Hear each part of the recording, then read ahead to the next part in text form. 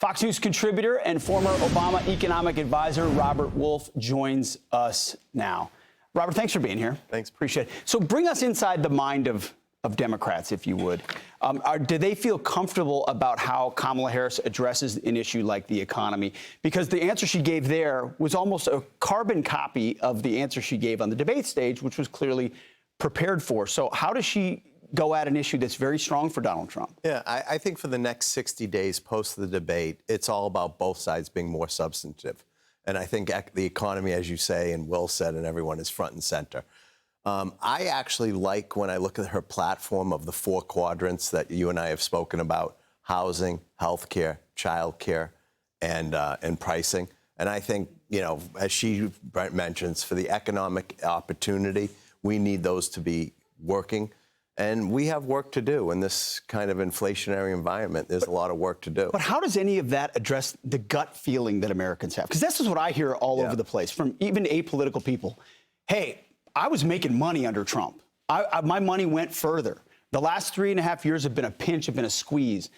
They don't feel like they're hearing anything from her that would address that. So it's a gut. Like, Trump delivered, she didn't. Yeah, I mean, listen, I could go through the facts on data and the economy and who had better GDP and who has better wages. You can do all the facts you want. No, of course. No, let me just finish. You've heard that same gut feeling. But absolutely, gut feel you can't change. I'm not here to say that we're ringing the bell as Democrats and things are great. Prices are still high. The job market's doing well, but it's starting to slow down. So there are things we need to do. And I think you have to have a plan. Where I would disagree with kind of what you guys have been saying is, you may not like her plan, but she has a plan. If you listen to the former president, he has no plan. There's just no policy plan. He doesn't have a plan on housing if we go one by one. His plan on health care was, I have some concepts. His plan on inflation is mass deportation, tariffs, and protectionism. That's inflationary. So I would just say that let's compare the plans.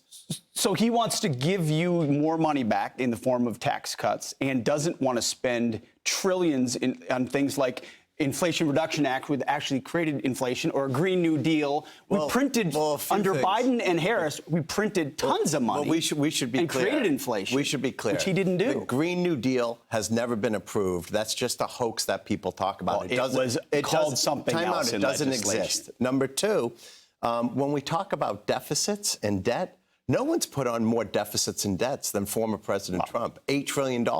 So the idea that... I mean, Biden said, hold my beer. I mean, both sides have spent more than we have. There's no doubt. Both sides spend like it's wild. There's no question we are not fiscally conservative as a country. I'm with you. I'm more fiscally conservative than all the fiscal hawks I debate on Fox. Okay, I think we should have pay-fors, and I think we should go back to looking at budgets. That being said, that's not where either side is, so we can't do this magic wand. But so you think her...